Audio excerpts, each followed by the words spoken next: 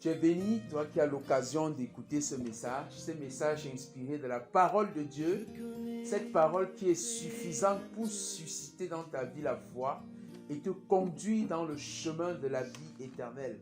Alléluia.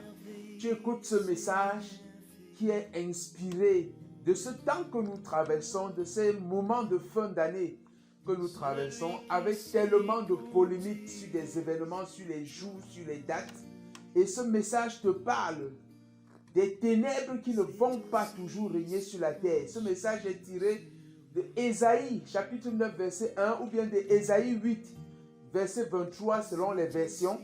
Mais les ténèbres ne régneront pas toujours sur la terre, où il y a maintenant des angoisses. Mais les ténèbres ne régneront pas toujours sur la terre, où il y a maintenant des angoisses. Que de polémiques sont enregistrées au sujet de la célébration de la fête de Noël. Que de choses se disent. Mais je ne suis pas venu alimenter cette polémique. Le message n'a pas pour but de te donner raison ou de te donner tort, de te juger ou de te favoriser dans quoi que ce soit. Mais ce message vient te rappeler 2 ou 3 choses extrêmement importantes. Jésus est venu dans le monde. Peu importe la date à laquelle il est venu, la vérité fondamentale, c'est que Jésus est venu dans le monde. Alléluia. Jésus est venu afin d'apporter la lumière, afin d'apporter le salut, afin d'ôter l'angoisse du monde, afin de libérer les gens de l'esclavage du péché. Ça, c'est une chose extrêmement importante que tu dois retenir. Jésus est venu. C'est une vérité qui est établie.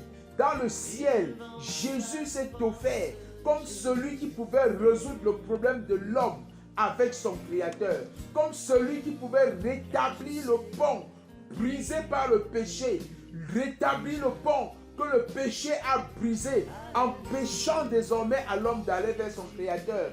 Jésus est venu comme la solution de Dieu pour rétablir cette relation avec le Créateur. Jésus est venu et Jean va dire en parlant de Jésus, voici l'agneau de Dieu qui enlève le péché du monde. Donc cette vérité est importante.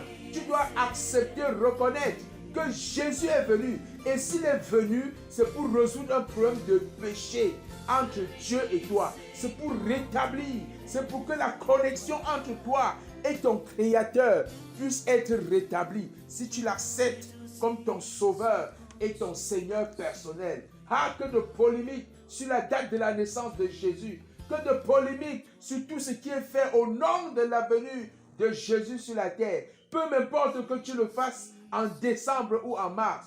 Peu m'importe. Mais la question que je te pose est celle de savoir, est-ce que tu as compris le sens de la venue de Jésus dans le monde? Et si tu as compris que Jésus est venu réconcilier les hommes avec Dieu, es-tu donc réconcilié avec Dieu? Est-ce que tu es réconcilié avec ton Créateur? Est-ce que tu as reconnu en Jésus la solution de l'homme au péché? Est-ce que tu as reconnu en Jésus l'agneau de Dieu qui ôte le péché du monde? Ou alors tu es encore sous la colère de Dieu à cause du péché? La deuxième chose importante que je voudrais que tu réalises, que je voudrais que tu remarques, c'est que quand Jésus vient, les compteurs de l'histoire se mettent à zéro. Oh, alléluia. Nous sommes là en année 2020 et le monde n'existe pas seulement depuis 2020 années. Le monde existe depuis, mais la réalité de l'histoire, c'est que quand Jésus arrive, quand Jésus vient, l'histoire va respecter sa présence et va dire tout ce qu'on a fait avant depuis Adam et Ève, ce n'était que l'ombre des choses à venir. Maintenant que la vraie chose est arrivée, maintenant que le vrai temps de l'histoire commence, il faut que les compteurs se remettent à zéro. Ah, c'est merveilleux de réaliser cela et tu dois pouvoir te rendre compte de cela. Jésus, ta rencontre avec Jésus doit remettre les compteurs de la vie de ton histoire à zéro. La Bible dit que Dieu, sans tenir compte des temps d'ignorance, annonce à tout homme qu'il est assez repenti. Quand tu rencontres Jésus, ton passé rempli d'ignorance, ce temps où tu as passé dans l'ignorance de la connaissance de la grâce de Dieu, dans l'ignorance de l'amour de Dieu, où tu as péché, où tu as ramassé des choses, où tu as rempli ta vie des choses, où où tu as rempli ton histoire, des choses qui crient contre toi, des choses qui crient contre ta faveur, des choses qui te condamnent, des choses qui t'accusent devant le trône de Dieu.